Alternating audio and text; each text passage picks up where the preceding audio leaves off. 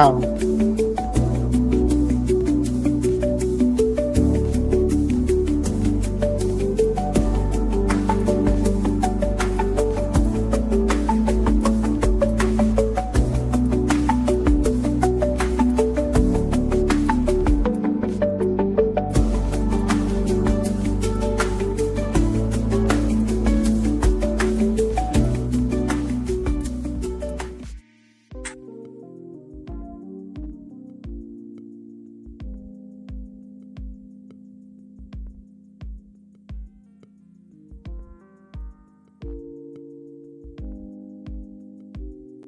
Somebody in the comments said they can't hear anything.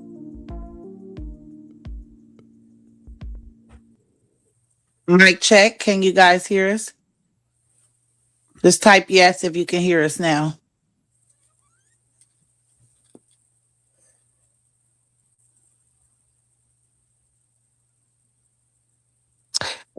And good evening, ladies and gentlemen. Thank you for tuning in to another exclusive interview with Empress Amatullah. Welcome to the Fire Tube TV studios, a Ring of Fire production where truth meets transparency and real conversations spark real change.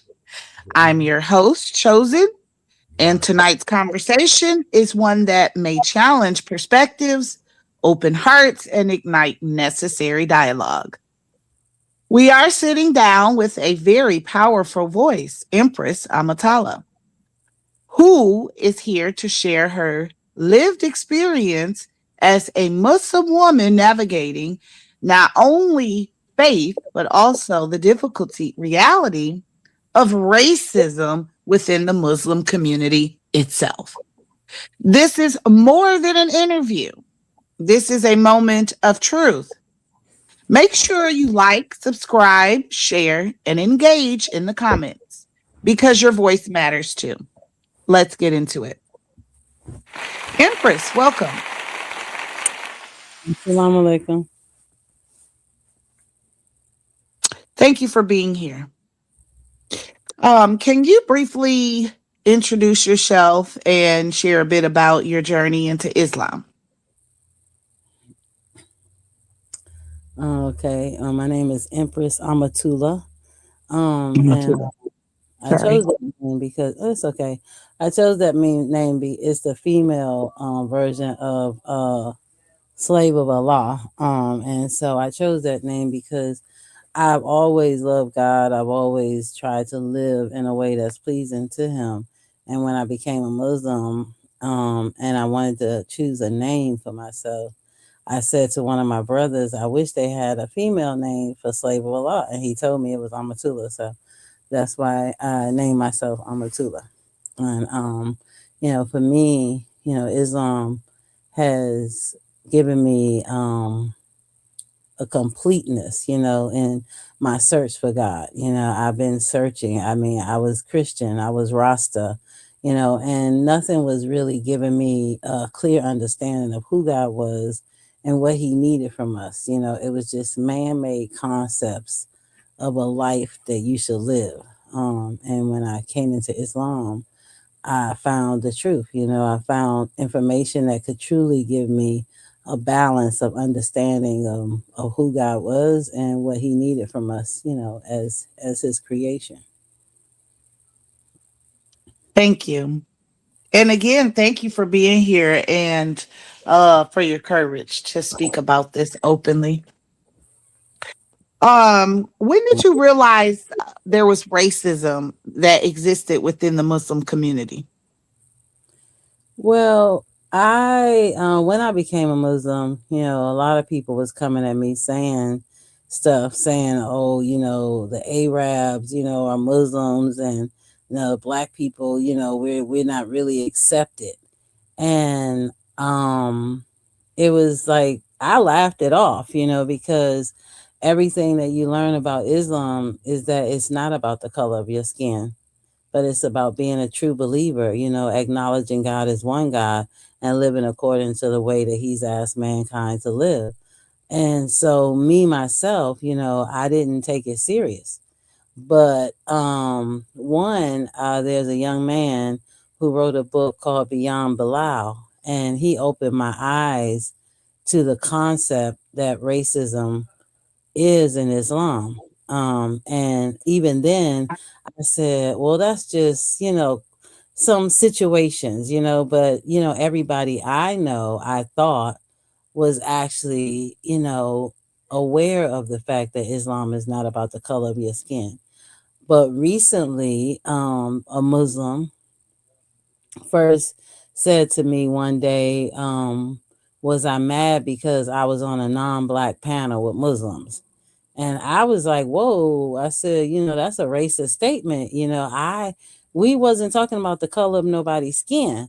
So the fact that that's how he wanted to address me in conversation, I told him, I said, hey, that's racist, and I didn't really, make an issue out of it, but I did make it clear that that statement he made was alarming, to me.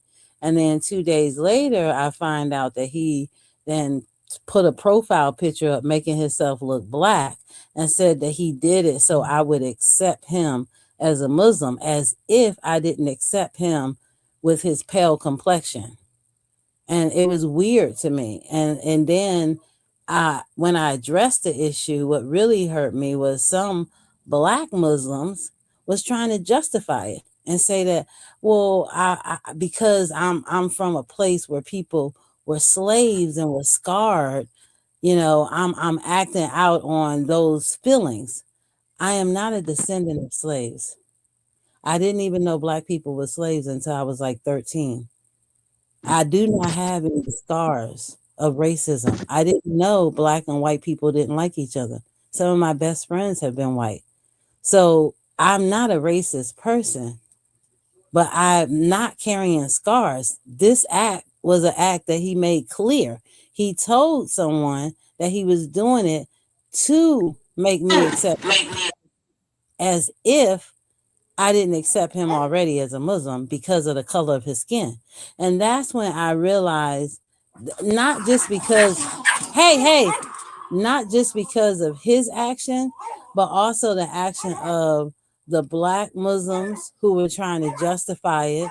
And then the fairer skinned Muslims who actually was saying, well, they didn't think nothing was really wrong with it.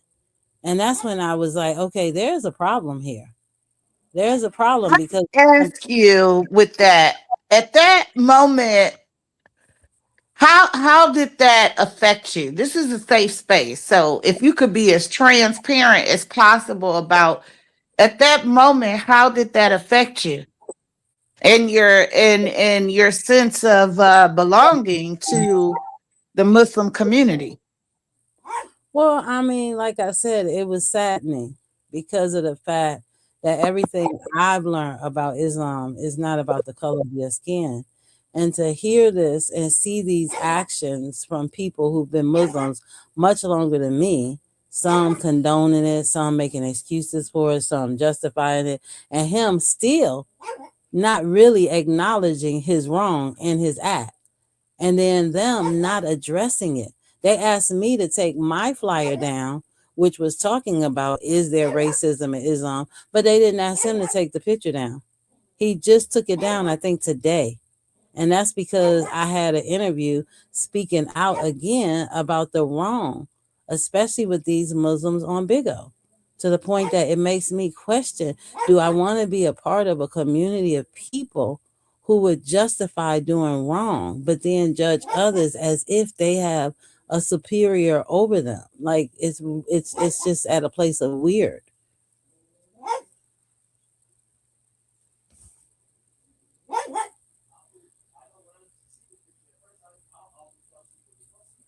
I'm sorry, I'm speaking to Mike.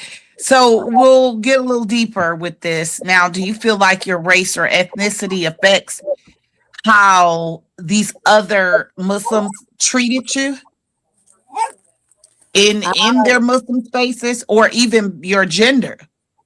Well, I mean, I've seen it not only with me, but I've seen it with my other Muslim brothers. Like one guy who is from the Middle East, who always likes to say he's a Arab, he questions people knowledge, people who may have more knowledge than him. But he, to me, what I see, believes that he has more knowledge because he's an Arab. And if you know the actual, demographics, there is more Muslims in Indonesia than in the Arab community. So it's really sad for them to have a high hierarchy when actually they're not the largest percentage of Muslims that exist worldwide.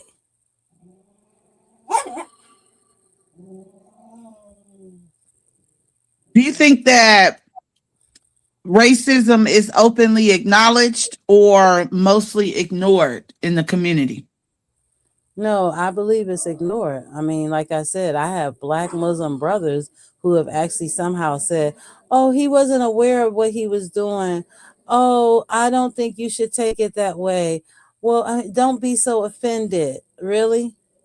Last thing I know, and I told them, if you ask any civil rights activist, that is a racist act, what he did. It's a racist act. There's no way to sugarcoat it.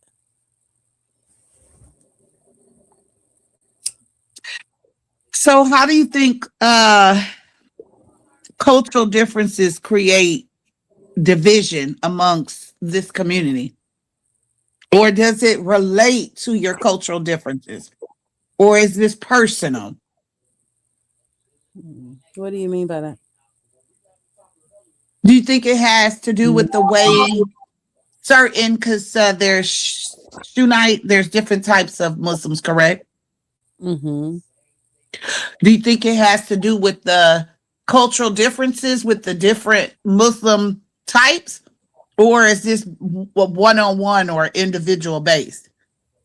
Well, I can only speak inside of the Sui, والذين inside of the Sunni يبيتون Muslim. I'm لربهم sorry. سجدا I can't وقياما. speak as far as the Shia Muslim or the other sects. I mean, there's, I think, 73 sects of Islam. And so only one I can speak on is Sunni.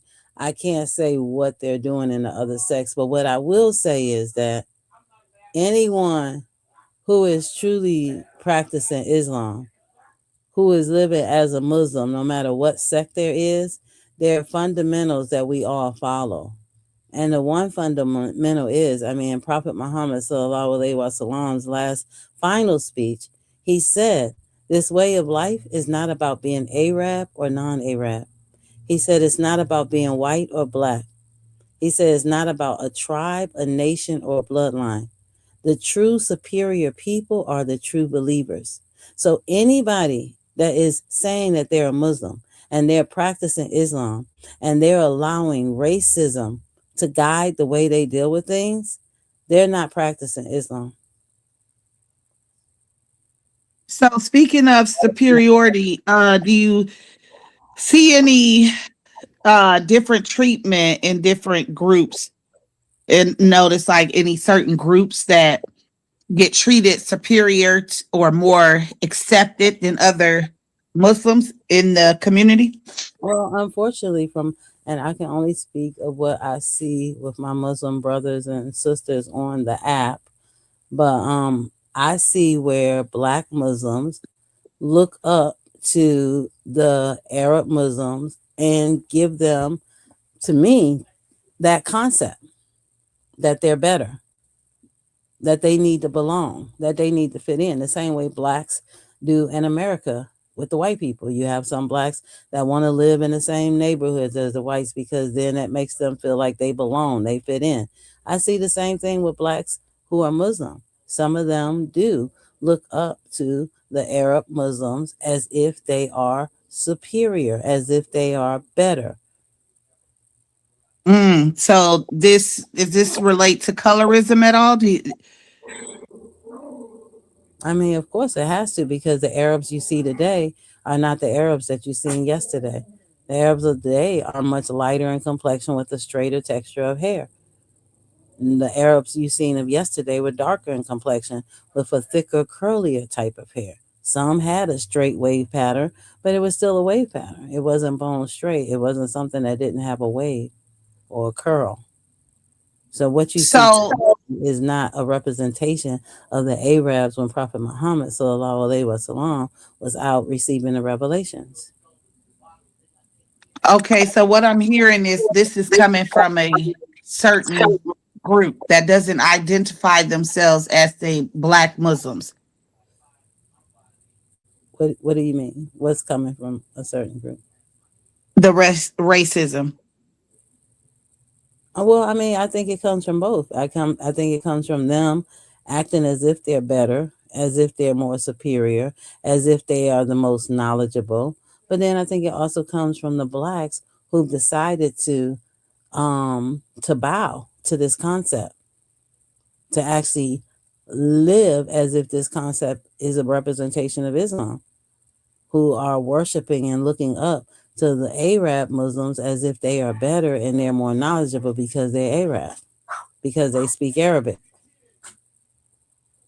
Can you tell another time when you have ever felt excluded or treated differently because of your race? You mean outside of being a Muslim? Yeah, no, well, being a Muslim within the Muslim community. Well, I mean, actually, me myself, no. I have seen people do things that to some of my brothers that I thought wasn't right and was questionable. But this was my first encounter with someone showing blatant racism. Okay, so how are you familiar with Uma? You how do I pronounce it? Ma Who are you talking? Umam Who are you talking about? Ummah. Okay, what is it that you're trying to speak on? Maybe I can relate that way. Okay, I'm gonna ask, how do the cultural differences play a role in division with the Ummah? Oh, you mean the Ummah. So Ummah. Mm-hmm. okay, so the Ummah is us. The Muslims, we are the Ummah of Prophet Muhammad sallallahu alaihi wasallam. So what is your question about the Ummah? How do cultural differences play a role in division within the Ummah? Well, I mean, like I said, I mean, I've told you, you know, it plays a big role, unfortunately, but it's something that has come after Prophet Muhammad sallallahu alaihi wasallam, not during the time of Prophet Muhammad sallallahu alaihi wasallam. This is stuff that people have done after, you know, people who unfortunately decided to let the color of the skin define who they are as a Muslim, you know, and that's not following the way of Prophet Muhammad sallallahu alaihi wasallam. But yeah, Do you believe racism contradicts Islamic teachings? of And how course, so? of course, it does, because of the simple fact that if you look in the history, Prophet Muhammad, as I said in his final speech, that right there is telling enough. Imagine this is the final speech that he made. And what did he talk about? He talked about how the color of your skin, nor the nation nor the tribe that you come from, makes you better or superior. The only thing is the true believers, those who acknowledge God as one and live according to the laws and commandments that he has given to mankind.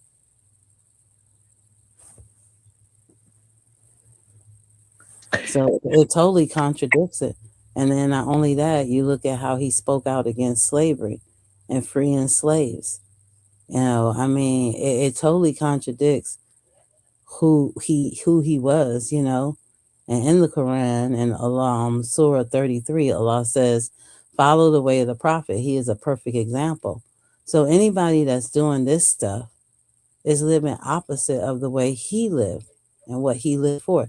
He said to the people, it's in a hadith, if you go to Egypt and you see dark skinned people with curly hair, Make sure that you're nice to them because they're ancestors of our mother Haja, who was Ishmael's mom. You know, this is not somebody that looked at the color of the skin and said, because you're darker, you're not better. Because you're How do darker, people much say of it the. again? No, he never made the color of the skin define who you were as a Muslim. So, how are other Muslims or people justifying or ignoring the racism? In what ways? I heard you say before that they try to slide it and say, oh, maybe he didn't mean it that way. What other ways are they justifying or ignoring this racism? Well, I mean, like I said, they said that, oh, he didn't mean it. Oh, he wasn't aware. Oh, you're taking it too hard. You know, you're looking at it the wrong way. And I say that's ridiculous, especially when 2 days before that, he actually said, are you mad because you're on a non black panel of Muslims? Mind you, there were 5 black Muslims on that panel, but I guess they weren't included in his count. Did you feel support, or do you have support from other Muslims that understand this experience? If they understood, they wouldn't be finding ways to justify it. And like I told one the other day, you have him sitting on your panel and he has the same profile picture up. He didn't even take it down. Y'all asked me to take mine down, but then he still has his up a week later. And nobody isn't saying nothing to him. Nobody is checking him. But then you're coming at me telling me I'm wrong to speak out about the wrong that he's doing. Imagine that. I'm speaking out about the wrong that he's doing, and I'm wrong. But no, he can keep that picture up, and hey, don't make so much out of it. So again, I heard you say earlier, I think I'm gonna ask this again. Uh, does that make you feel less Muslim because you're a black Muslim? Do you personally feel like you're less of a Muslim because you're a black Muslim, or because you do things differently in the culture? No, I don't feel less because of the simple fact that I know that I'm not doing anything that's wrong. And the thing that is sad is these people have been Muslim much longer than me. But clearly, I actually have been learning more than they've learned because I'm not treating them the way they're trying to treat me. Empress, how does this affect your relationship with the Islamic faith itself? Well, I mean, like I said, I mean, today, I'm not going to lie. I was at this place where I'm questioning, should I be a part of this community of people? Because this isn't what I signed up for. I did not sign up to deal with people who are doing things that go against this way of life that you're supposed to be living. I mean, it makes me question not the way of life, but the people who I actually am amongst that represent this way of life. And so because of that, I'm very, it's just a sadness. It's sad because of the fact these are people who say that they love Islam, but they can't see that here I am, a new Muslim. Only been a Muslim almost 3 years. And since I become a Muslim, I've been dealing with this foolishness. One way or another, I've had to defend myself, my actions, amongst people who aren't even being true to this way of life, but quick to judge somebody else. Uh, by you being a Muslima, where do you find the role of women, and how do you feel they feel about the racism of their Muslima women, and how do you feel as a woman um, with this experience?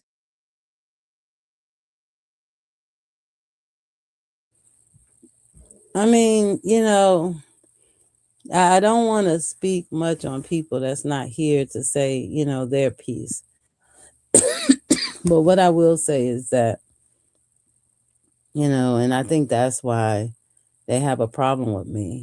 Most of the Muslims have been taught to not speak on these things, to just turn their eye, you know, and not speak on it, not address it. Me, I'm not, that's not who I am as a person. And if you're doing something that I know I've been taught is wrong, then I'm going to address it, whether you like it or not. I'm not here to be your friend when it's coming right and wrong. You know, that's thrown out the window. Like when you're wrong, I'm going to address it. And most Muslimas, they don't address it. They just sit there and they accept because that's what they've been taught. That's what a good Muslima would do.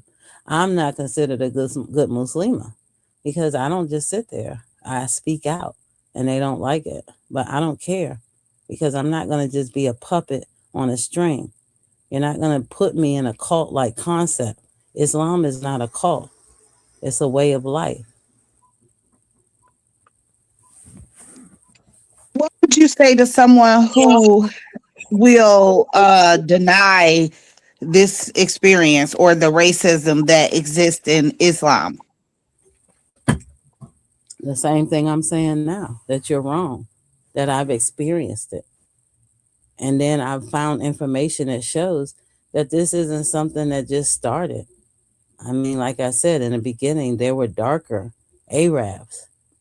And then when they start coming and migrating and having, you know, marriages with the lighter people, they start getting lighter and lighter and they push the darker ones out of the scene. You don't see them, but they're still there. They exist.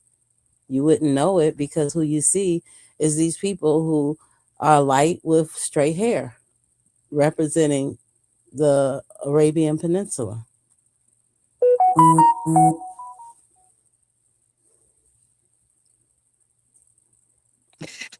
Do you think the leadership within the Muslim community addresses this enough? And what can they do to make this better? No, I don't think that they do. And I think part of that is because the leaders now in the Islamic states are more concerned about political power. Sorry. They're more concerned about political power and success. They're not thinking about living according to Islam. And most of the Islamic states, the rulers, they're not living as Muslim. They're living as just men who want to be powerful and successful. They're not practicing Islam. So if they're not practicing it, you can't really wonder why the people aren't fully practicing it because the people that's supposed to be continue to lead in an Islamic way, they're not doing it. And people probably don't want to hear this. People probably gonna be mad that I'm saying this, but I mean, this is what I'm seeing. How can the mosque and um, some of the Islamic organizations help? What do you think they could implement in to start addressing these issues? Well, you know, I think the thing is, it depends on where you live, where you are, as far as how the masjid is ran. Now, where I'm at, I have a wonderful masjid. It's very diverse. We even have people who are from different sects of Islam in our masjid, and everybody loves each other, you know. So I don't know that it's a masjid issue more than it's an example that's supposed to be set by the leaders, by these people who are ruling these Islamic states, and they are slacking on their jobs. But I wouldn't put it on the masjids because you can go worldwide and they have wonderful masjids. You know, you have many Muslims who are living according to Islam, and then you have the ones who aren't, you know. So I wouldn't say that the masjids are lacking. I think it's just some people are choosing to live in ways outside of Islam and still call themselves Muslims. And you know, Prophet Muhammad prophesied this. He said there's going to come a time when some Muslims are going to be living like the Christians and the Jews and the Israelites. You know, and it saddened me when I read that. I was like, oh my God, are you serious? But I mean, you know, some people unfortunately like the way of the world more than the way that God has given us to live. And those people will go astray. So, this racism is coming primarily from Arabic, uh, predominantly Muslim community. Well, like I said, I think that it is the Arab Muslims who believe they're superior because they are Arab. But then I believe you also have the Muslims who are not Arabs who also look up to them and make them feel like they're superior because they're Arabs. So I don't think it will only be coming from that community.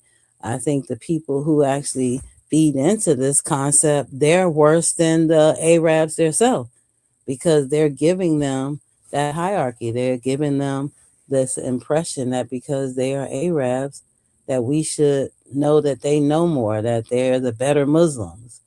But that's not always the case. What advice would you give to Muslim women facing similar struggles? Or what would you tell them to how to handle this? Well, what I would say to the women who are in Islam is that they should read more and they should learn Islam, not from the eyes of a man. And whether you're a Muslim or Christian or whatever, God said that the man is supposed to be the lead, he is the head. But he didn't say that we're supposed to be stupid. And he didn't say that we were supposed to be docile. If you look at Mother Aisha, she was very outspoken. She was the one that did, I think, like 35% of the hadiths. She made sure that after Prophet Muhammad sallallahu alaihi wasallam passed, that the information he gave was complete. The concept that we as women in Islam are supposed to be submissive and docile and don't speak is a lie. So I would tell women to learn, to grow in Islam, and to be able to represent it themselves. Yes, our husbands are our representations, but we are a representation too. God shows you more than once in the Quran that He had a purpose for both man and woman. So we're not supposed to be hiding in the shadows with no voice. We're not supposed to be sitting on the sideline, not speaking up. They said that that's what Eve did wrong. When Satan finally was able to tempt Adam and Adam ate from that tree he wasn't supposed to, even though the Bible says it was Eve, Eve did not warn him and remind him what God had told them. She remembered, but she didn't tell him. We're not supposed to sit on the sideline and not speak. We have a purpose in our husband's lives. We have a purpose in Islam. And we have a voice. We was given a voice. So learn Islam. Know the information. And speak. Open your mouth and speak.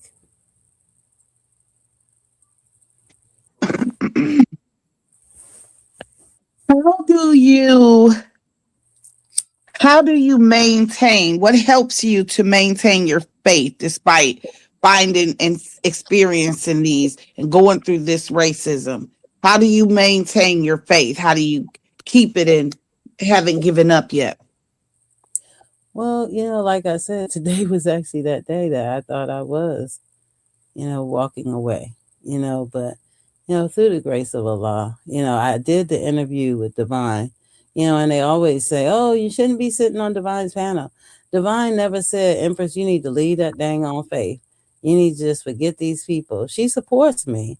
And she told me, she said, you still stay true to what you believe and don't let people make you leave what you know is right.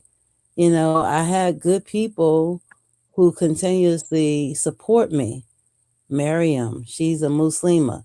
She came and she was crying because she said this stuff been going on for a long time, but nobody's never spoken out on it. Well, I'm speaking out because it needs to be dealt with. This can't be okay. We can't keep turning a blind eye. I don't believe in turning blind eyes to stuff that's wrong. And they're going to not like me because I'm going to continue to speak out. ask you a question. How do you feel about the um, Muslims and the Islamic faith in urban area neighborhoods that sell alcohol and cigarettes and things to the community? How does that, is that okay within the Muslim faith? Actually, it's not. It's not. I mean, if you are selling alcohol, then you're doing wrong because in Islam they say that alcohol is haram. So no Muslim should own a liquor store. And there's a question about them even having these smoke shops because in Islam now it's nowhere written that it says that you shouldn't smoke, but the scholars have said that you shouldn't. They said it's just like drinking alcohol. You're putting in toxins in your body. So a Muslim should not have a store where they're selling things that has been deemed haram in Islam. Hmm.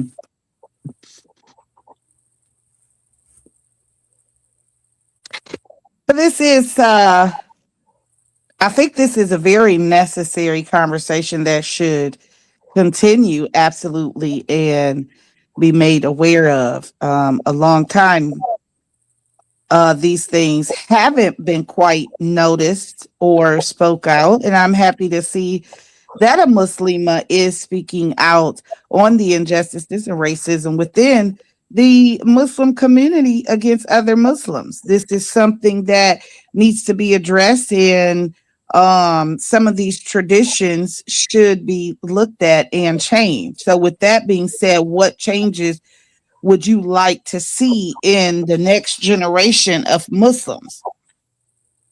Well, I mean, one thing I want to say is that, again, I'm only speaking on what I've experienced around the Muslims that I've been around.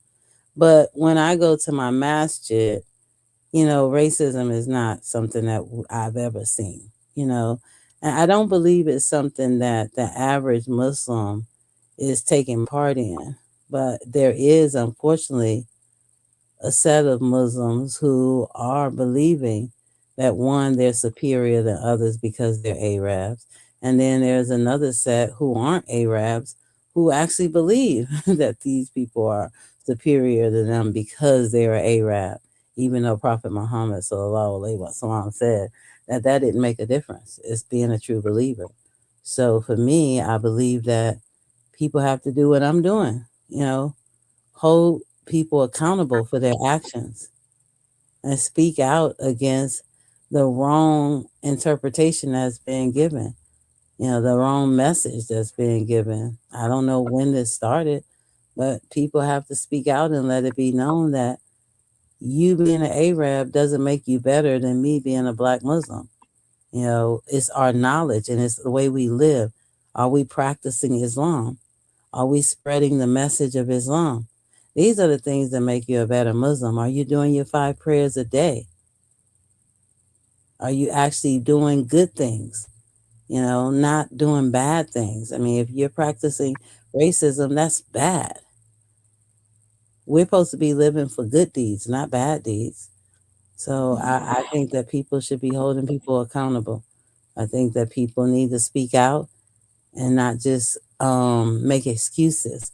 One of my brothers said to me, well, you can't make accusations against anyone. In Islam, you have to have at least 3 witnesses. Are you fucking serious? Like, we're on a freaking app. This is obviously more than 3 witnesses who is seeing what this man is doing. Are you really coming at me with that? And that bothers me when people actually try and use the fundamentals and the standards of Islam to justify someone's wrongdoing. To tell me as a Muslim that I'm doing something wrong because I'm calling somebody out for doing wrong. Are you serious? Are you okay? Is there a separation culturally within the mosque, in your mosque that you've seen, or is it predominantly one race or group of people? No, no, Or no, no. is it mixed or how does that work with the mosque? No, in my masjid, we have all nationalities and we all get along. Like we all in there. I mean, we eat together. I mean, during Ramadan, every Friday, Saturday, Sunday, they have food after the last breaking of the fast, and everybody is eating, laughing. The children are playing together. My masjid have a school, so we actually have children in the masjid who go to the school together, and they're all nationalities. I've never seen this, and that's why it bothers me, and that's why I can speak out against what I am seeing because I'm in a good Hmm. market and I've never seen racism. I haven't seen people treating people different because of the color of their skin. I mean, we all are one family, and that's how it's supposed to be. But on Does the that's go where, ahead? but on this app, that's where I've seen it. That's where I've seen division and separation because of the color of your skin and because you're an Arab and you're not an Arab. But this is not normal. This isn't something that's practiced in the masjid.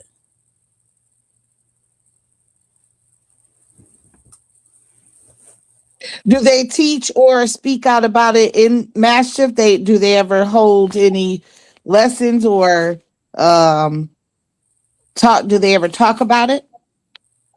Well, how do you speak out about something that's not happening? It's not visibly something that they see. So, what would make them speak out about it? You know, the average Muslim don't know that they're Muslim out here acting out in the way that they're acting and misrepresenting Islam the way they're misrepresenting it. Because the average Muslim is not on a social media app. And that's why it's sad that the ones who are on a social media app are misrepresenting because it's not like the average Muslim takes part in being on social media apps. It's just not something they do. Have these experiences shaped your identity in a stronger way? Well, you know, it's interesting that you asked me that question because, like I said today, I'm not gonna lie, I thought that I was done. I was ready to break. But you know, Allah showed me that I'm stronger than I know I am. And during the interview, surprisingly, you know, the Muslims came over and he came up and he gave a very insincere apology. You know, I accepted his apology, but I still believe that he knew what he was doing. And I don't believe his apology was true because I believe he did it because other Muslims was telling him he needed to do it. But I think that he still, in his own way, tried to justify and say that he didn't know what he was doing was a problem. And there's no way you can say that when 2 days before you asked me if I was mad because I was on a non-black panel, and then here you start putting on this brown face saying you had to do that so I will accept you as a Muslim. How in any of that should I believe that you wasn't aware of what you were doing? You know, I mean, but it let me see that, you know, I have to be strong, you know, and know that I'm going to face challenges because, like I said, I speak out. I address issues that's wrong, and they don't like that. They want me to shut up and just accept whatever and just be a good Muslima. But I don't believe being a good Muslima mean that I should turn a blind eye to wrongdoing that's going on in a way of life where it shouldn't be going on. Do you feel like being a Muslim is a pressure or a weight, or is it something that you have to strive extra hard for? Or do you feel comfortable within your means in your faith? Do you Well, I feel ever feel pressured like to do better as a Muslim? I would say that being a Muslim is not the problem. That's not hard. But the pressure comes when you have Muslims who believe that they have some kind of superiority over you and that they're supposed to tell you what you should do and shouldn't do. And if you don't do it, then they're trying to call you out and say that you're not being a good Muslim. That's the pressure because Islam isn't the pressure. Learning and growing in Islam actually has been easy for me. I thought it was going to be hard learning to say the prayers in Arabic, but it came like natural where I just start being able to say the prayers, you know. So it's practicing Islam isn't the problem. It's dealing Mm-hmm. with the Muslims who are in Islam. Some of them, unfortunately, that's where the pressure comes from الذين because they يذكرون have الله قياما وقعودا وعلى جنوبهم. they have a mindset that they know the right way and only they know the right way. And if you don't follow the way they say you're supposed to follow, then you're out of the fold in their eyes. You're not practicing Islam. And that's a lie, because most of them not practicing Islam. So why should I follow what they're doing so that I can be misguided and I can go in a way different from what Allah has asked for us to live? Example, they have the Salafi Muslim. If you look it up, I'm telling you, look it up and say, do the Salafi Muslims follow the way of the Salaf? And it's going to tell you, no, they don't. Our purpose as Muslims is to welcome people into Islam. They push people away. They're very disrespectful. They're angry. They're dismissive in conversation. They belittle you in conversation. They have no patience to talk to somebody who isn't a Muslim. And nowhere in Islam does it say that we should not talk to people who are not Muslims. We're supposed to talk to the non Muslims to welcome them Where into do you Islam. think that cultural where do you think that cultural difference comes from? I mean, I think it's people innovating, people adding what they want to the equation. Mm-hmm. I think that's all it is. It's people coming up and doing things that doesn't represent Islam. They're living according to their own concept of Islam, their own belief of Islam. But that's not Islam. You have to follow Allah says, to follow His commands and follow the whatever the messenger says, which is Prophet Muhammad sallallahu alaihi wasallam. If you do anything opposite of that, then you're not practicing Islam. You can't be putting things in and say, yeah, well, this is okay when it's not okay. You can't justify wrongdoing when Allah continuously talks in the Quran about the wrongdoers. Don't follow the ways of the wrongdoers. Don't be allies with the wrongdoers. And they think that's only Christians and Jews. Mm. They think Mm-hmm. That's interesting. Mm-hmm. he's talking Okay. to Muslims Mm. too. Mm. That's a very interesting point that they don't think it applies within the community, but only outside referencing other faiths. That is a very interesting point. Maybe if they took a look at themselves, they could kind of bridge the gap between the Black Muslims and the Arab Muslims. And speaking on that, what does this true unity in Islam look like to you? You said what? What is what? What would the true unity in Islam look like to you? Well, the true unity in Islam would look how like it is in my masjid. We will all accept each other as Mhm. Muslims and live amongst each other, not judging each other, but helping each other and correcting each other when we're wrong. So, with that, is that a way that allies within the community can stand up against racism? Is speaking up and speaking out? What else can um, allies within the community do to stand up against this racism? Well, I think that people have to acknowledge it when they see it going on and they have to speak on it. And the way they should speak on it is reminding them what Prophet Muhammad sallallahu alaihi wasallam had to say in his final speech, that this isn't about the color of someone's skin or somebody's nationality or their tribe or their bloodline, that this is about a way of life, being true believers.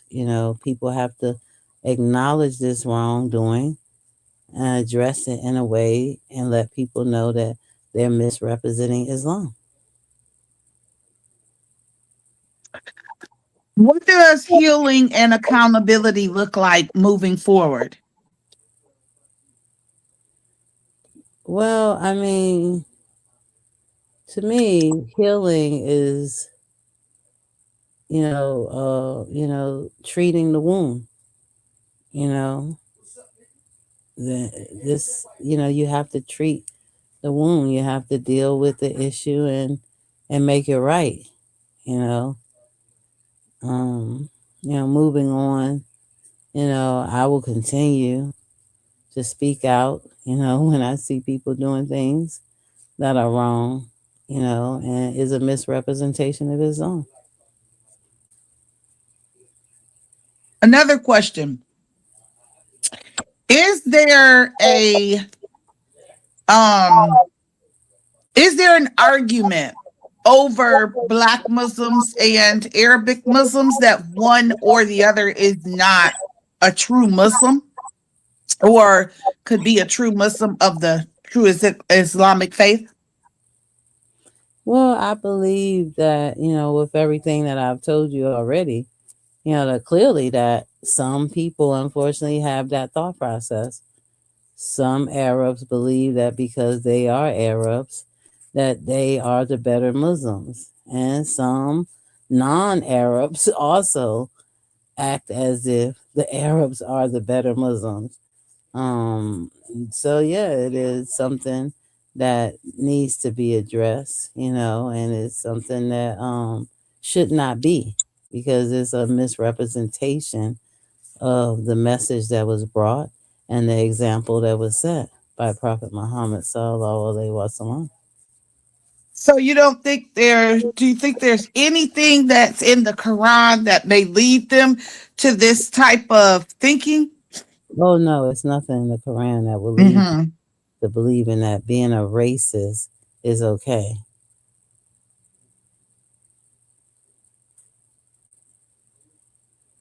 Because God is not Okay. that would be saying that God is racist. That's saying that Allah is a racist God, that He doesn't love all of His creation.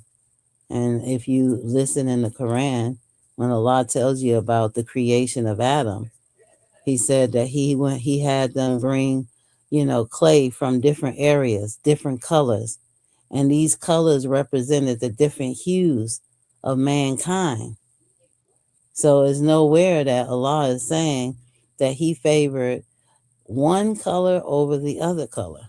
That's why when I heard the final speech, I cried, because it showed you the, this here, this man, Prophet Muhammad sallallahu alaihi wasallam, truly believed everything that was given to him, and he lived according to that. And his final speech is amazing that he included that in, which shows you that racism is not in Islam. Racism is not in the Quran. This is man and their wicked mindset.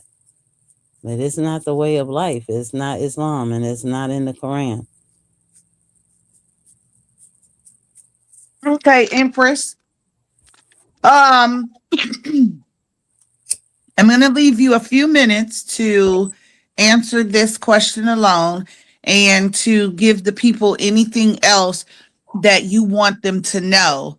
With this last thing, what message do you want to send to the global Muslim community that this live may reach? And I'm going to leave you a couple minutes to answer that question, and then anything that I didn't ask that you want to cover, anything that you want to say, uh, we'll give you about seven, seven to, if you need, if less, 7 minutes or so to answer that and get anything that you wanted to say. Okay. Well, I mean, what I would say to the global community of the Ummah is that,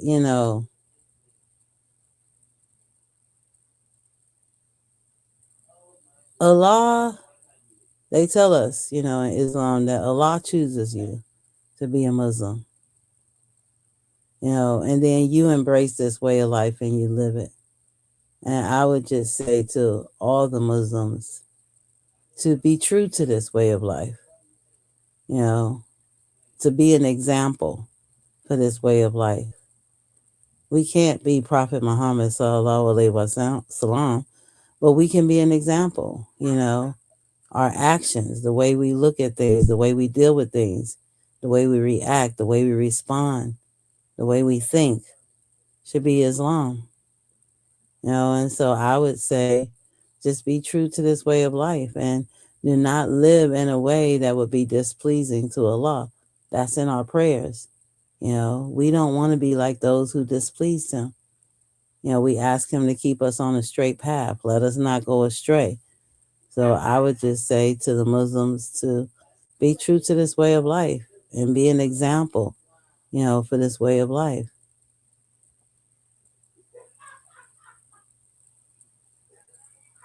And I mean, I think that's all I really have to say because you asked a lot of questions that really covered, almost everything. I don't think nothing, is left out. Only thing I would say again, just to reiterate, is to the Muslimas, read the stories about our mothers, about all of the 9 wives that Prophet Muhammad sallallahu alaihi wasallam had. All of them made impacts after his death. They all did great things. But us as Muslims, it's not for us to sit aside and see wrongdoing and not address it. It's not for us to sit aside and lose our voice. We have to speak. They say that women were the first to have, in Islam, women had rights before most places. Remember that you have rights, that you are not supposed to shut up and not be heard, that you're not supposed to sit there and not speak. Learn Islam, grow in Islam, and be a representation for Islam. That's what I would say to the Muslims. And I also say that to all Muslims, you know, remember that we are here to represent the perfect example, Prophet Muhammad sallallahu alaihi wasallam. He did what a whole nation of people couldn't do. The Israelites never got it right. They could never be that example that they were supposed to be. But he was a perfect example of the message that was sent. The message that was sent to all the prophets to acknowledge that God is one, live according to the way of life that he's asked us to live. So, alhamdulillah. And thank you for listening, everybody. And thank you for coming. This conversation was powerful and necessary. We're not here to divide, but to bring awareness, accountability, and growth. So let's take a moment, if you're watching right now, to drop your thoughts in the comments. If you have any questions, and even if you have ever experienced or witnessed racism within religious spaces, you can feel free to share your experience with that. This is a safe space for a real conversation.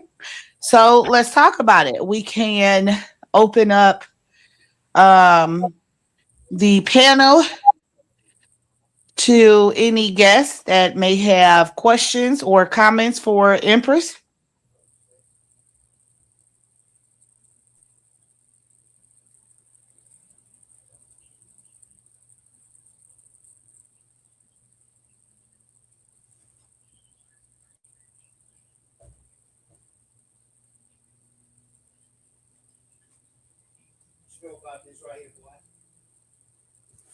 I guess they don't have any questions. Oh, you know what? You know what, Empress? I do have a question. Sorry for the delay. So, I know this is a clash of beliefs, truth versus tradition. You know, and I had been questioning my faith about 2 weeks to a month ago. The whole Israelite and Christianity thing. I have a question for Islam now. Okay. Cool. So, um, does Allah, according to the Quran, have any associates? No, that's called shirk. You should Sure. not. Okay. Hmm. Well, um,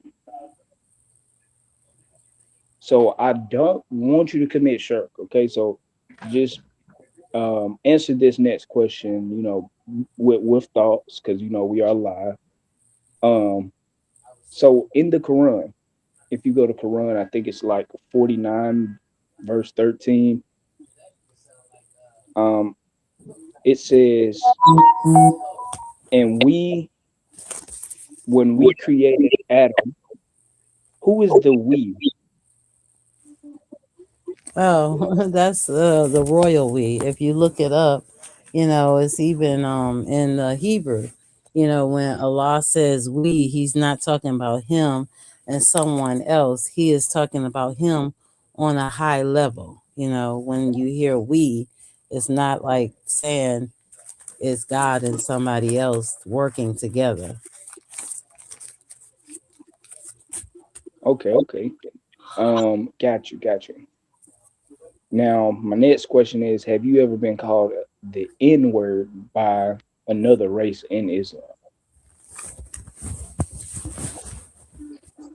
No, I have not been called the N word, but somebody saying it out loud and then somebody's actions on how they speak to you, I think is the same.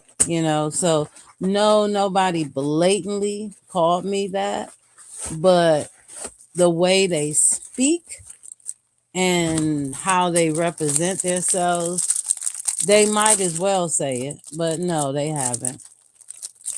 Okay, okay. Well, that's pretty much all I have for you today.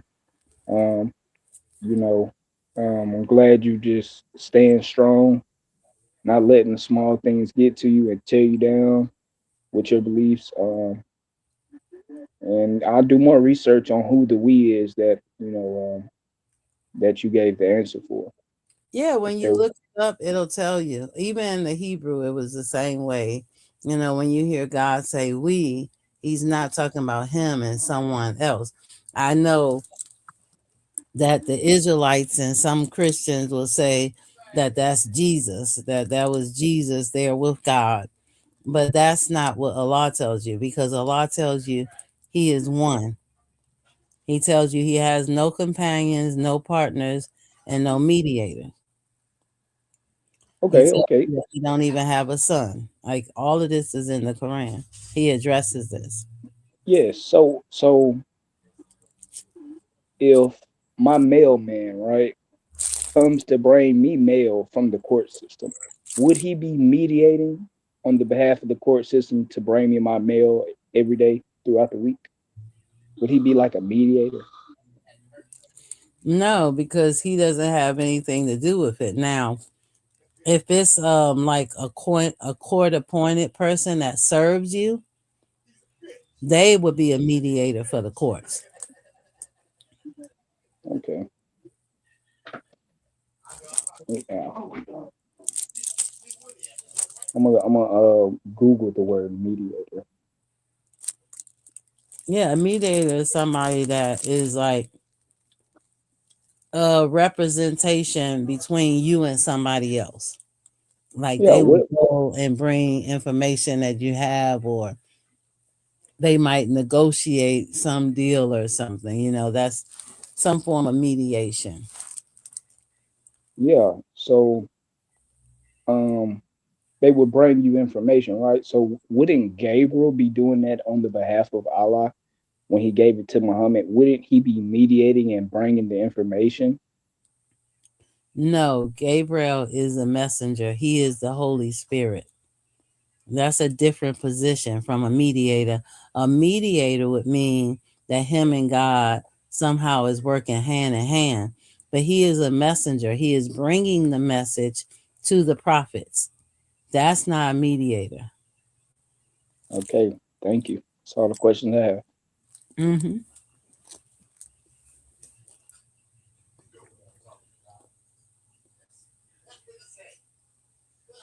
And just to And finalize on that, Rich, like I said, in the Quran, Allah tells you that He has no companion, no mediator, no partner.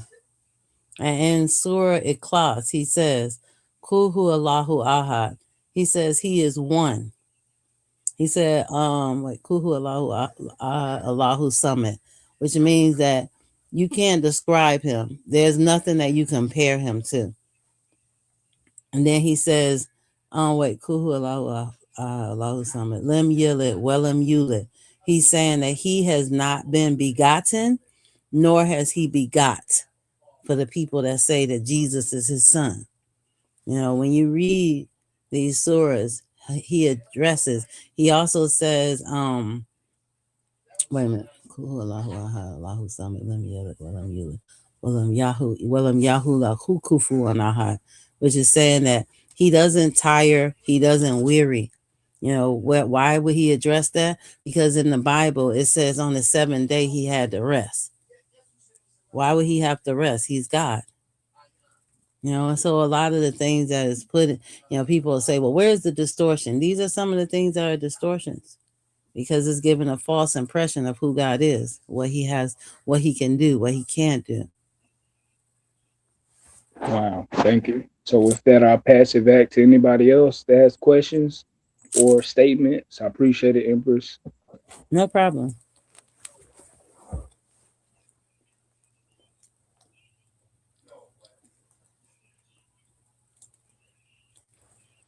I also wanted to ask Empress, um, did you experience as far as being a woman in two different faiths? What was your experience like with that? What do you mean by that? You mean before I came to Islam versus being in Islam? Uh-huh. Yes, ma'am. Uh-huh. Um, One thing I would say is that since I became a Muslim, I believe as a woman, my voice is stronger. You know, when I was a Christian, um, it wasn't about having a voice.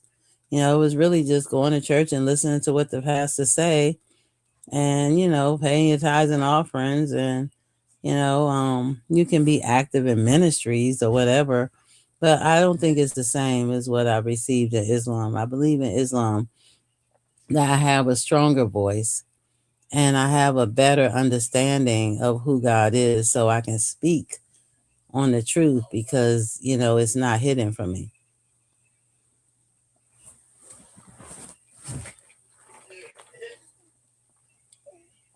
Thank you so much. Oh, it's no problem. Are you a Christian? I'm a very spiritual person, but I wouldn't consider myself a part of any organized religion. Oh, okay. Hmm. So, was you ever a part of an organized religion? If you don't mind me asking. Yeah, I am a preacher's granddaughter. So I did Church of God, um, was my grandfather's church growing up. Um, and so that was a major part of my life, through grade school and stuff like that. And then I started to branch out and experience other religions. And what I will say is the reason I asked the question I did is because I did notice when we're talking about racism, I'm just talking about prejudice in general. I did notice a lot of sexism across the religions in general. Um, and that was a little bit disappointing. Um, because I was hoping to find something a little different than what I grew up with, which is why I asked you that question because I don't have experience with with being a part of the Muslim faith. Um, so I appreciate you answering that for me. Oh yeah, no problem. So let me just can I ask you a question? When you what made so that's what made you decide to go more on a spiritual level than a organized religious level? Yeah, because for me, being a part of an organized religion felt like warring against another one or saying I'm better than another one, when I truly believe that we are all part of one creator of all things that loves us all. And so there's no part of me that says that because I'm a woman, the Most High loves me more, or because you're a man, or because you're a certain uh, spiritual path. Because technically, with even with religious people, we're all spiritual. We're all part of the Holy Spirit. So for me, which I feel like is our mother, so for me, I feel like we're all loved, and I did not want to be a part of the battle any longer. And so I just said, look, whatever you believe in, if it works for you, I'm so happy you're connected to the Most High. And I leave it at that. Whatever name you use doesn't matter to me. For me, I know you're talking about the creator of all things, the most high creator of all things, who loves you and loves me. And I'm just so grateful that you have a relationship with the most high. That's how I feel at this point in my life. Mm. Ooh, you said some things that I would love to touch on, but I don't want to take up the time. I don't know how much time they have left, but he said some things that are you on Fire's panel on Bigger? We could talk there, sure. Okay, what's your name so I can know? My name is High Priestess. Oh, High Priestess. I think I've seen you before. Oh, okay, okay. Yeah, we have to talk because you said a few things I would like to question because I would love to talk to you about it further on Fire's panel. We could do that tomorrow, probably, or sometime this week. That would be great. okay, cool. That would be good. That would be good. Yeah. Okay. Mhm. Well, I just want Um, to ask you: have you ever read the Quran, or have you ever even heard any of the surahs or ayats? You know, I from have heard surahs, but I have not read the Quran, and I would definitely be interested in that. yeah, yeah. Because the one thing I just wanted to say that you had said because you know the name that you call Allah makes a difference. Then in Islam, there's 99 names that attribute to Allah, and each name He revealed at times when things was going on. Like at one point, like Surah Ikhlas, when I told you He said Allah is Ahad, the people was challenging Prophet Muhammad sallallahu alaihi wasallam. It was like, well, who is your God? Mocking him. Is he made out of wood? Is he made out of rock and stone? Because he hadn't received a revelation in a while. And that night, Allah came with a revelation, and it was Surah Ikhlas, telling them Allah is one, that Allah is unique. There's the descriptions of Allah is every name that attributes to Him, it describes him. It lets you know who he is. A Rahman, that means he's merciful. A Rahim, he's especially merciful. El Wahab, he is the gifter. El Warsi, he does miracles that man, don't even understand. El Ghaffar, he is the most forgiving. Every name is a representation of who Allah is. So the name does really matter. Some of the names don't really give a complete definition of Allah. I just wanted to say that. So, That was beautiful. That was beautifully said. Oh, thank you. so do you think that that would be a discrepancy according to the Torah in the name given to Moses for a memorial throughout the generations forever? Wait, what do you mean? I don't understand that question. In the Torah, in the book of Exodus, Moses was given a name to give to the people or a memorial to the generations of those people forever, that they should call whom people say the Most High God. I say the All, Yahuwah. That name was given to Moses as a memorial forever. So when we say, according to the Quran, he has 99 names, the information prior to the Quran being written, like Torah and Tanakh, give a name according to his word himself, spoken out of his mouth. According to the Torah, uh, is that a discrepancy between the two books, Um, or how we how are we to deal with that? and which name is that you're speaking of? It says Yahuwah in the Torah. As God's name? Yeah, in the book of Exodus, it was And, given to Moses to give to the people. and what does Yahuwah mean? Self-existent, self-eternal one, Mm, or he exists. mm. And now, where is that exactly in the Torah? What Exodus? What? I want to say 15th chapter. Give me 1 second to verify to make sure. Yeah, and can you read it? Sure, give me 1 second to get it.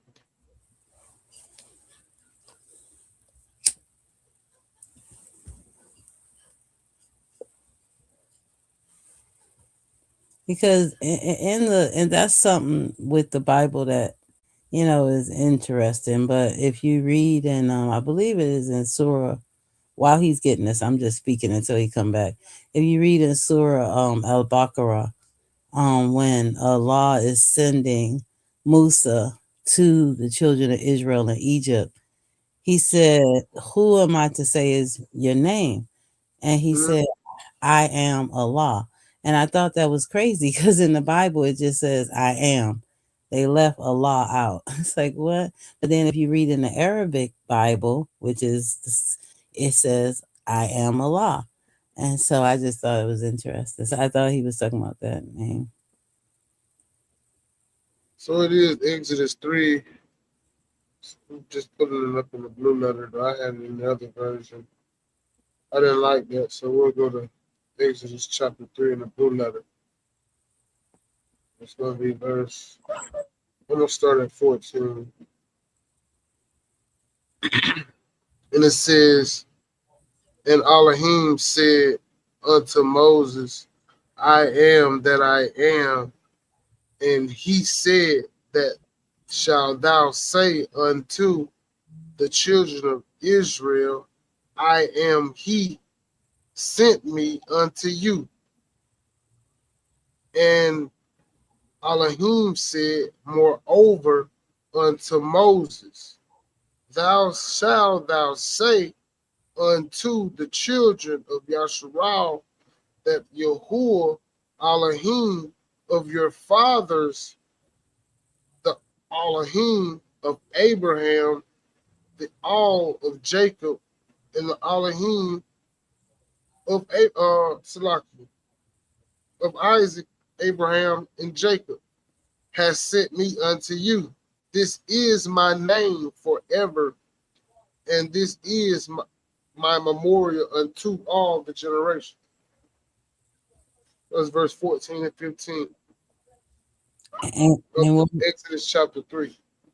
and you was asking me what about that? I was asking you if the name Yahuwah was given to Moses as the name of the creator, or who you would call Allah, then how is it changing in the Quran to something totally different if this is the memorial given throughout the generations to the children? Well, I mean, the thing is, you have to remember that when Allah sent the Quran, it wasn't just a book. that was giving guidance. It wasn't just a book that was giving reminders. It also is a book that came to correct the incorrect information that had been put in the scriptures that he had sent before. So what I would say is right there, that's not a description of Allah. That's not how he would describe himself.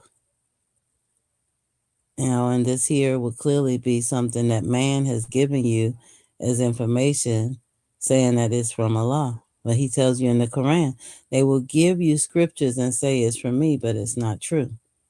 Yeah. Okay, I understand what you're saying. So if we go to the Torah that predates the Quran in the Hebrew language with manuscripts to back these things up, for an example, like Deuteronomy chapter 4, verse 2, where it says, "You should not add unto this word which I command you, neither shall you dismay out from it."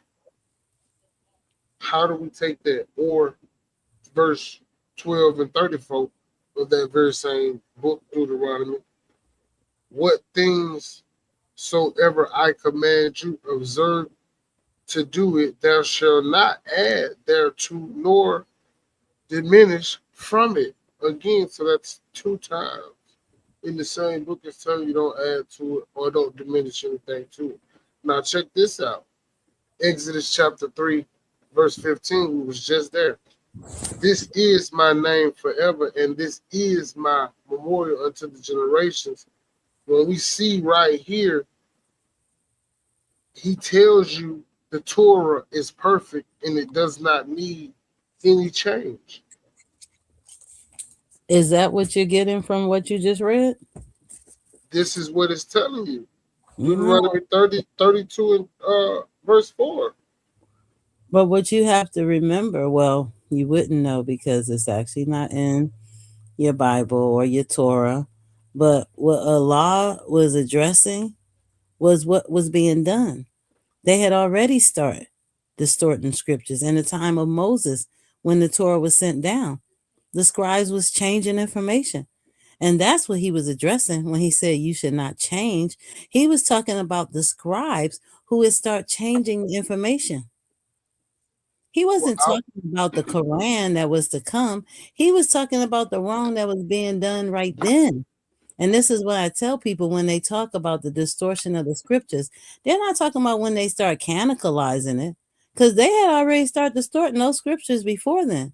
And let's just realize that even after he told them that in Deuteronomy, remember Jeremiah came and talked about the scribes who were lying with the pen. And then Ezekiel also addressed it. And then let's look at the people who came up with the Sumerian Pentateuch. They left because they said that the scribes was messing with the scriptures. And that's where you have the Sumerian Pentateuch, the Sumerian what tablets, because those were okay. Israelites who separated themselves because they didn't like what was being done to the scriptures. And even with the Ethiopian Bible, that's from, I believe they say, the Essene, who were also Hmm. Israelites who separated themselves, complaining about the distortion that was being done to the scriptures. So when No you problem. talk about what Allah is talking about right there in 33, that was the beginning of them distorting scriptures, changing the message that was sent from Allah. There was a time, and it's not in the Bible, where Moses went and asked Allah to give more laws because he didn't know how to control those Israelites, because they didn't even hear what he had to say. They wasn't following his orders. At one point, they said, "You tell your Lord," and I was like, "Whoa! Didn't they know he was their Lord too?"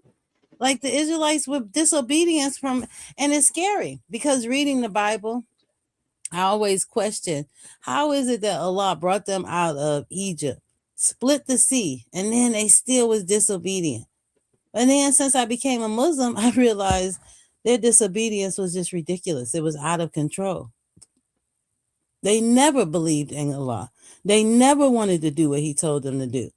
And they continuously changed the scriptures, and then they continues to reject him and worship false idols and gods over him.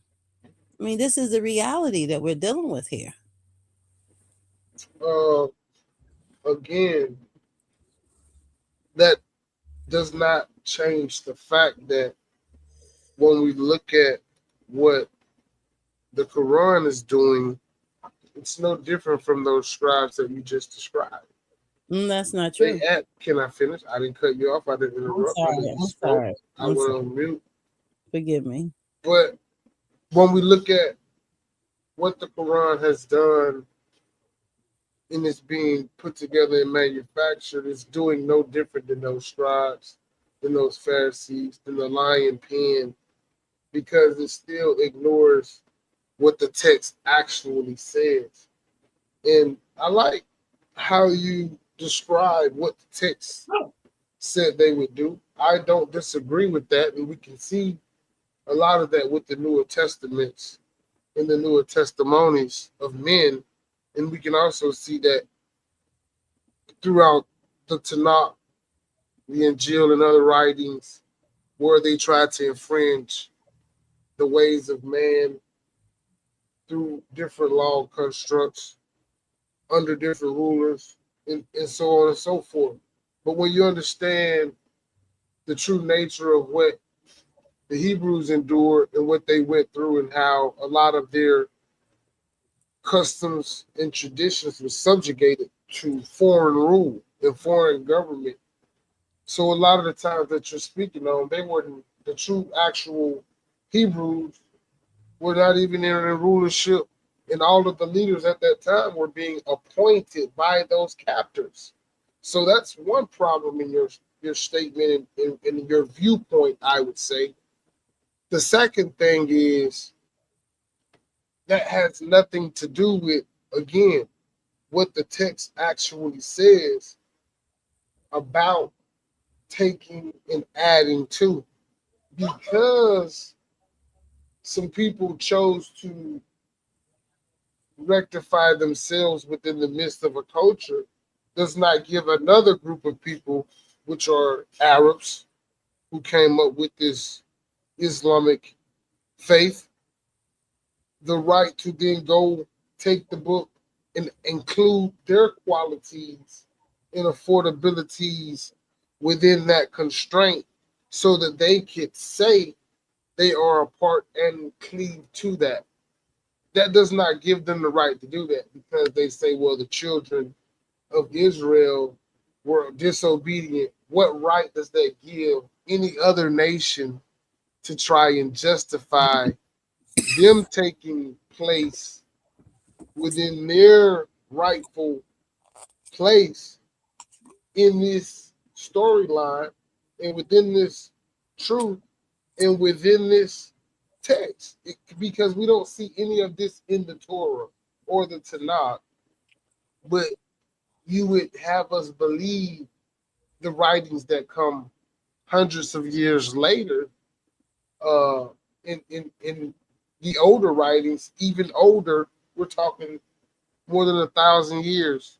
The Quran comes and is trying to do the same thing that the New Testament is doing, and all of the writings that precede it.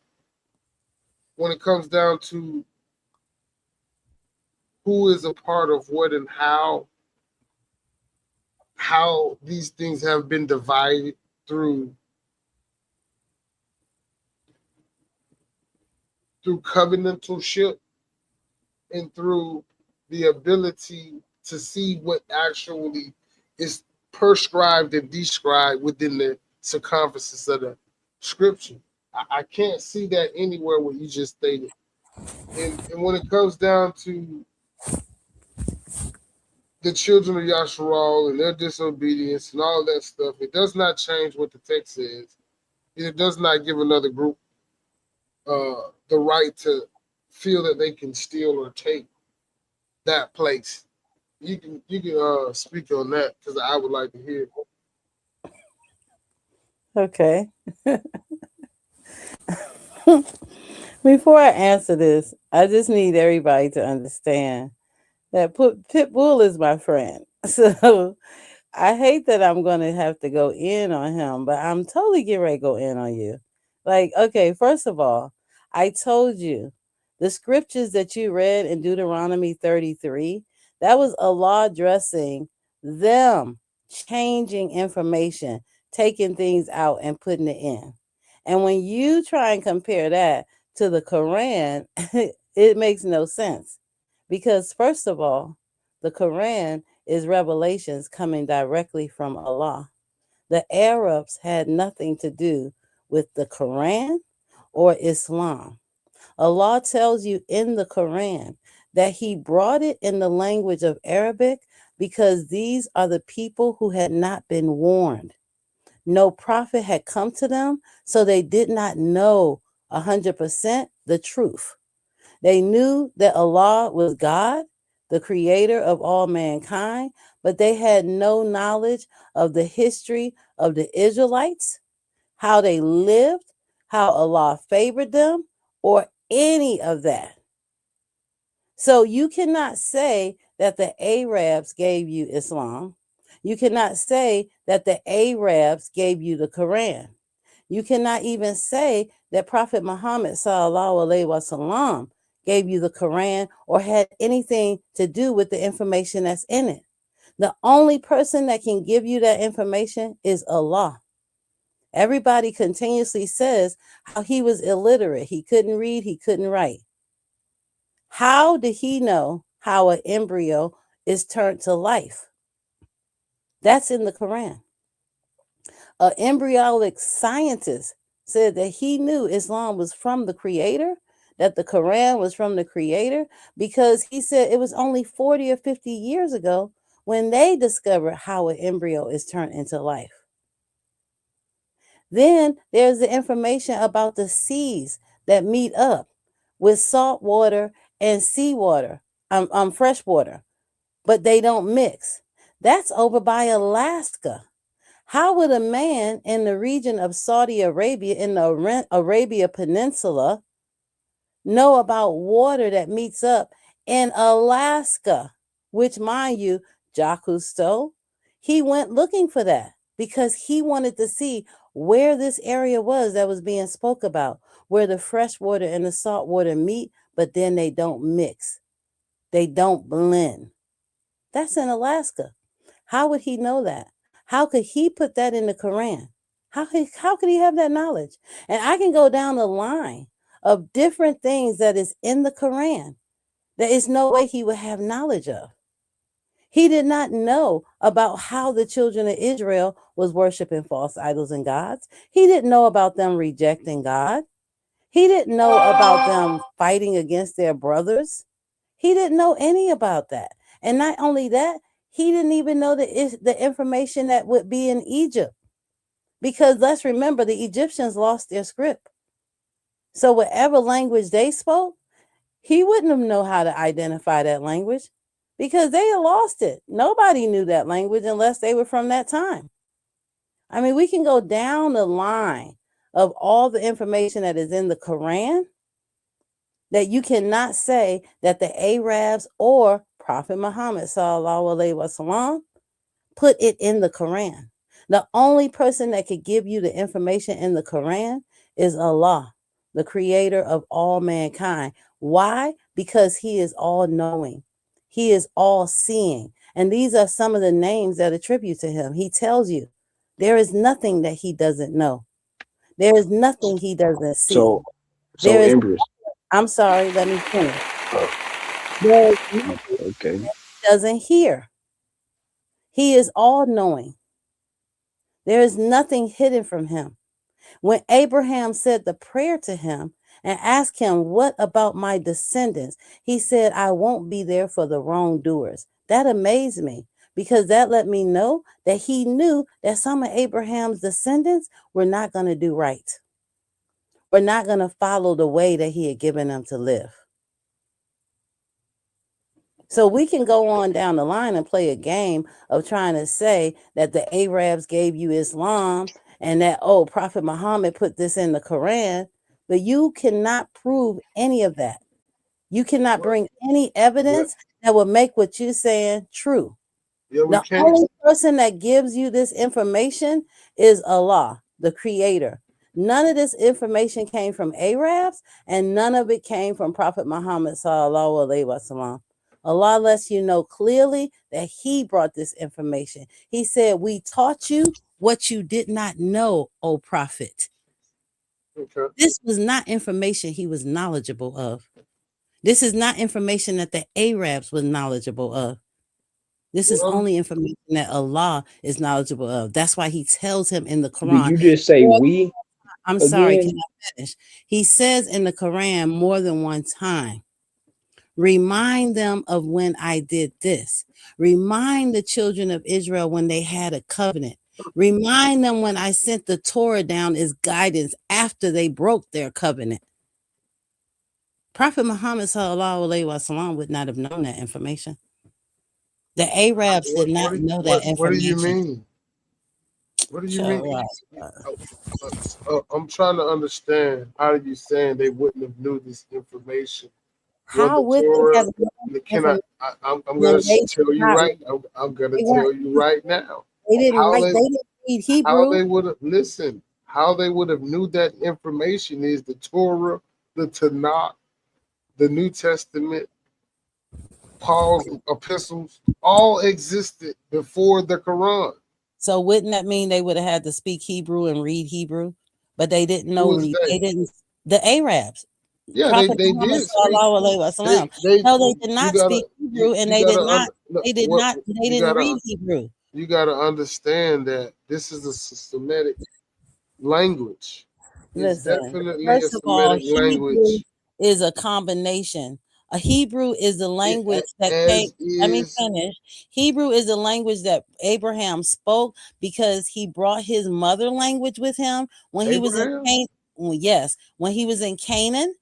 So the Hebrew language is Abraham a didn't mixture speak. of his Abraham mother didn't speak language. Hebrew at the Are time you of Abraham. serious? Hebrew language didn't exist. Are you serious? The Go Hebrews look didn't it up. exist. The Hebrew language came from a combination of his language that he had from his motherland and also with the Canaanite people. That is documented information. The During the Hebrew time of language is a Abraham, combination of two Semitic languages. Like, you need to stop it. are you telling me Abraham spoke Hebrew? I thought I'm out of sorry that you Abraham. call I thought yourself an out of Israelite and you don't know hold on. that. I thought How can you call out. yourself an Israelite Listen, and not know that? I thought out of Abraham came the Hebrew nation. Do you know that there was nobody called a Hebrew until Abraham, and that the word Hebrew means him who crossed over a water? Remember Right. when God sent Abraham. him from his father's young land to the other land? That's when the name Hebrew came, when he crossed that water. It was a title given. There was no Hebrew people before that. This is what the Hebrews crossed over the waters. You are sick. I This can't. is who crossed. I'm sorry. Do This is anybody else have after a question? Abraham. I'm sorry. Do anybody This is else? what I'm I'm not. trying to tell you. I Out can't. of Abraham came the Hebrew nations. I can't with you, Pitbull. Is that not true?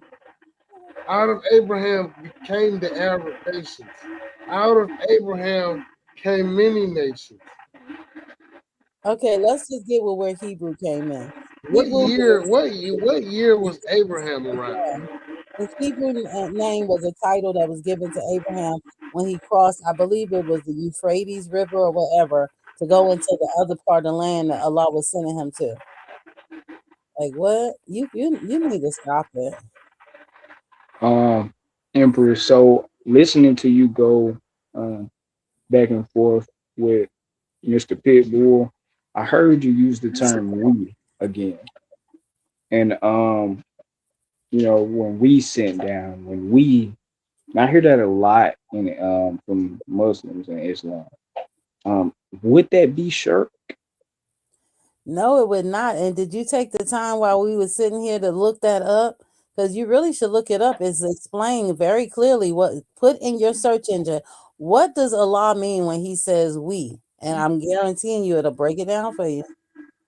Okay, before I do that, I actually was researching the word mediator because you told me that he does not have a mediator. So we're going to read on what a mediator is first.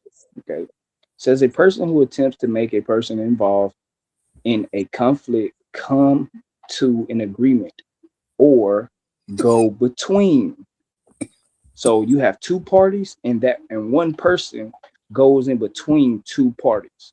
So I'm gonna give you two parties, Muhammad and then Allah. Who went between Muhammad and Allah? What There's do your you mean by mediator. Okay, so this is the definition: a person who attempts to make people involved in a conflict come to an agreement or go between. So you have two parties. A mediator is a person that goes between the two parties. So you have two parties and one person in between.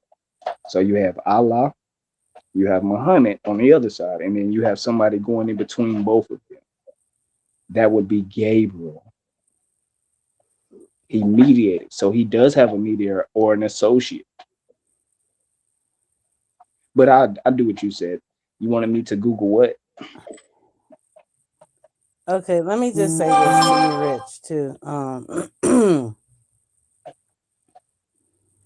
I think I already explained to you that the angel Gabriel is a messenger for Allah.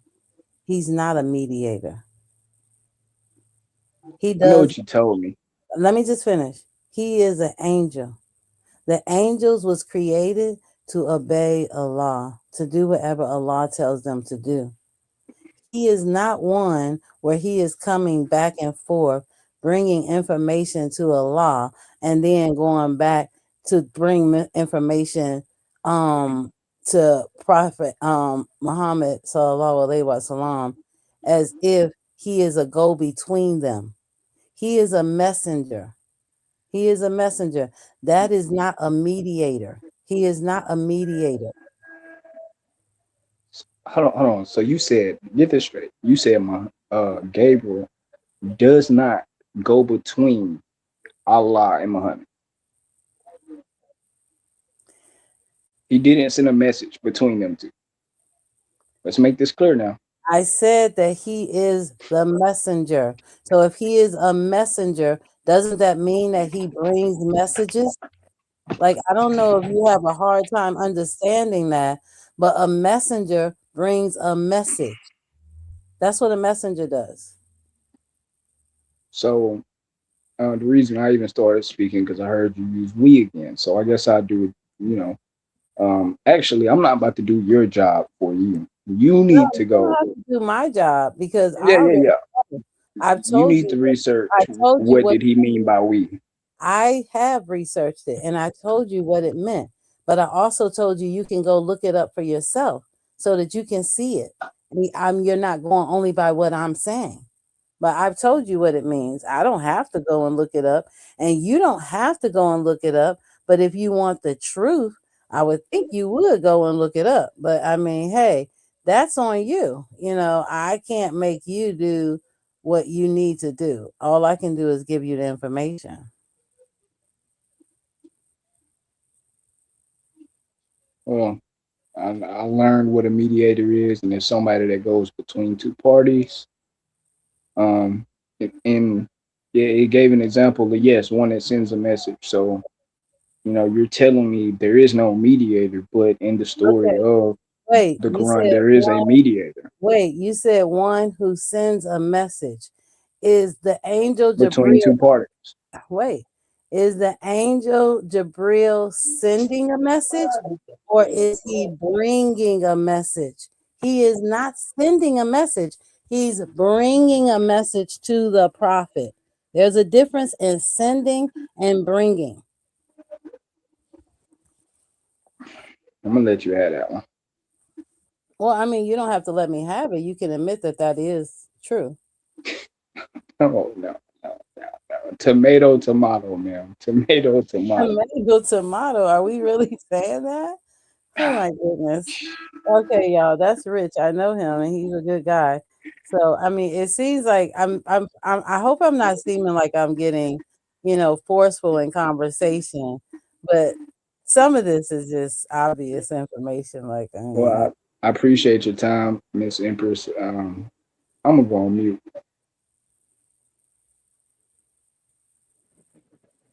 Oh, yeah, it's yeah, definitely been a pleasure. So some of the comments we have here, Victoria Clark dash Y7T Says much appreciated conversation. And also, she says translators generally consider he to be the best translation for huwa, which is the pronoun used throughout the Quran in reference to the divine. However, this is not because they believe the translators generally consider he to be the best translation for huwa, which is the pronoun used throughout the Quran in reference to the divine. Oh, at this is not because they believe that huwa being grammatically masculine implies that Allah is male or male like.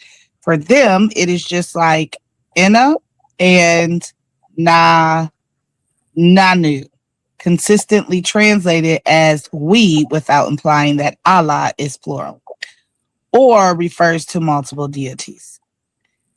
At Hua being grammatically masculine implies that Allah is male or male like. For them, it is just like Inna and Hua consistently trusted. Okay. It's doubling my messages. Oh, okay, I see it. It's doubling the messages. Okay, thank you for that comment, Victoria Clark. I agree with that Anybody statement as else? well. I agree with that statement. Well, I don't know if it was such a doubling of stuff. I was trying to keep up and understand.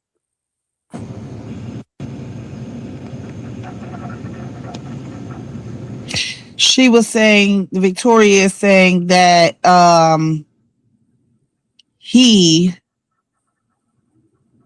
translator generally consider he to be the best translation for huwa, which is the pronoun used throughout the Quran in reference to the divine. However, this is not because they believe that huwa being grammatically masculine implies that Allah is male or male like. For them, it is just like Inna and Nanu, consistently translated as we, without implying that Allah is plural or refers to multiple deities.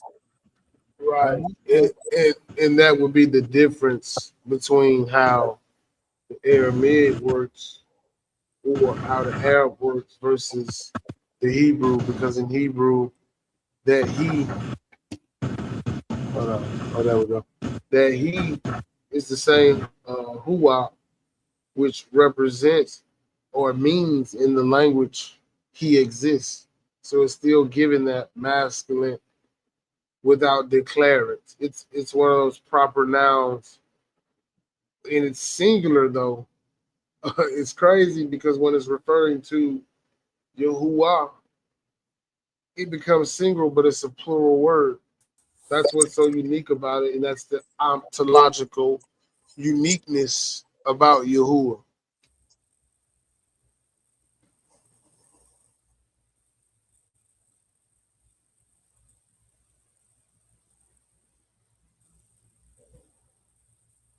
Hmm. Is that to address the we, the royal we? That was just dealing with what V was saying about the he and the we and how it's announced in the Arabic. But I was talking about how it differs in the Hebraic or the Ivri, which is the actual language that they would have been speaking, which is a Proto Hebrew. It's not technically Hebrew, it's Proto Hebrew. And that's why I made the statement that I made earlier. They would have been speaking a more Shemitic, Afro-Asiatic style of Hebrew before that formulated into what we see today through the Pictos coming out of Mesopotamian style writing.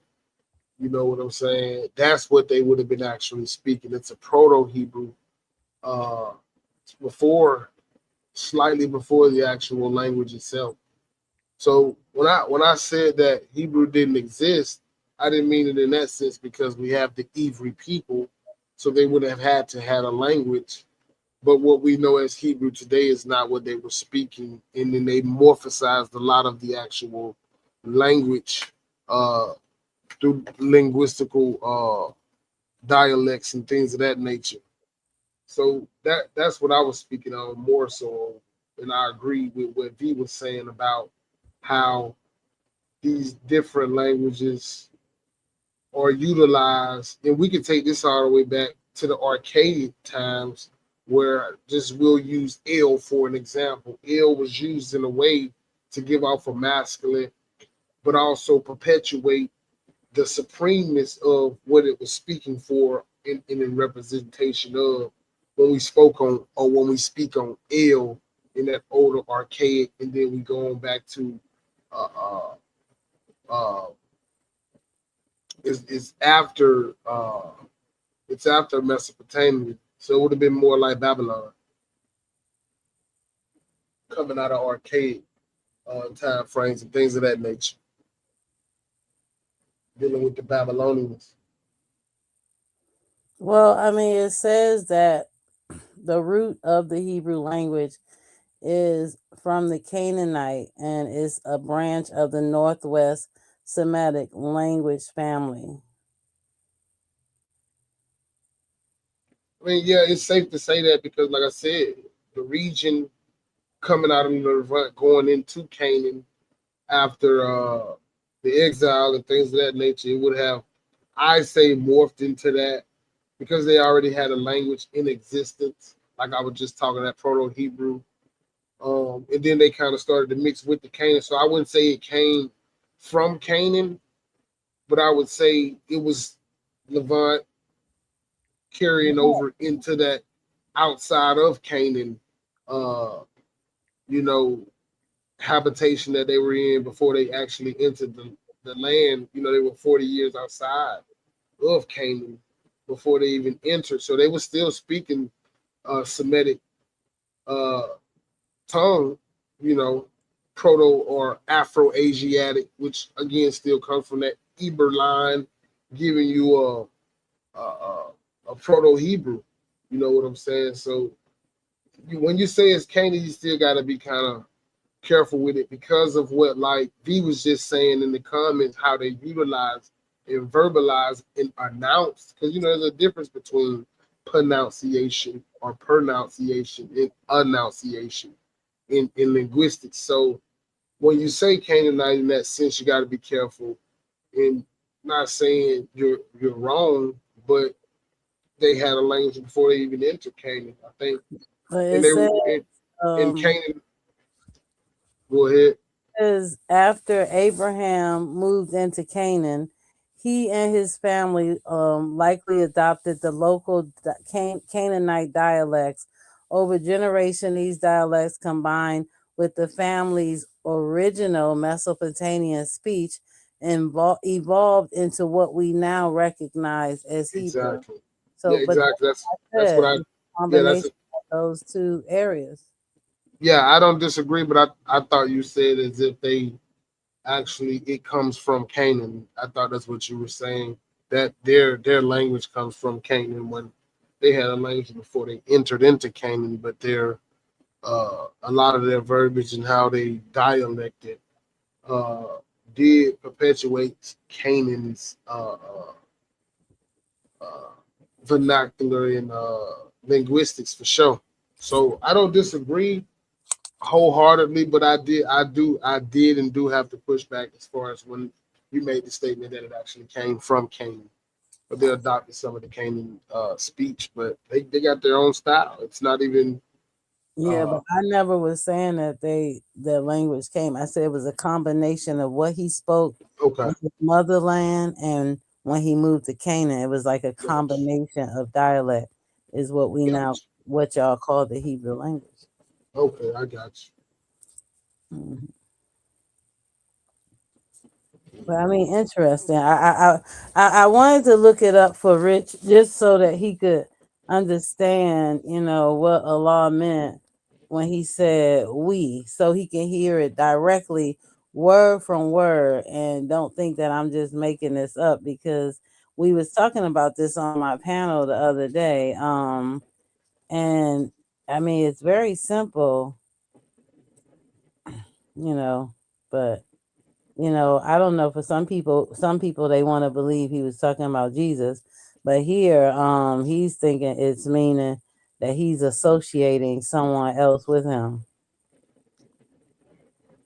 And if Allah is saying that he is only one, why would he be associating someone else with him when throughout the Quran he's always saying that he has no partner, he has no companion. It's him alone, that he is sufficient. We say that Allah is sufficient. But it says when Allah uses we in the Quran, it is a plural of majesty for royal we, signifying grandeur, power, and authority, not numerical plurality. This Arabic linguistic style denotes the greatness of the creator and his attributes, similar to the monarch using we to indicate. So this isn't something, that I was just making up.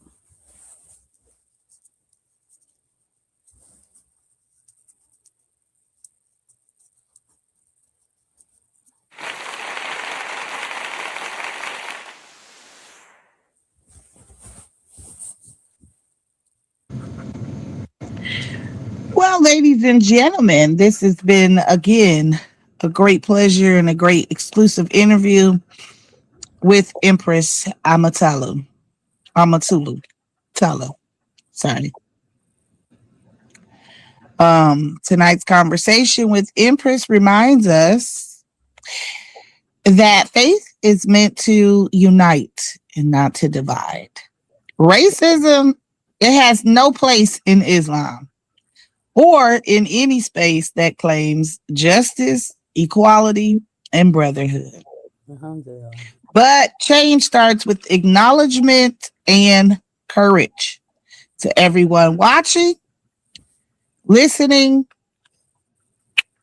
thank you for coming out. Growth does not happen in comfort. This has been FireTube TV Studios, a Ring of Fire production. I'm your host, Chosen. And we appreciate and thank Empress for coming out again and sharing her experience with racism within Islam.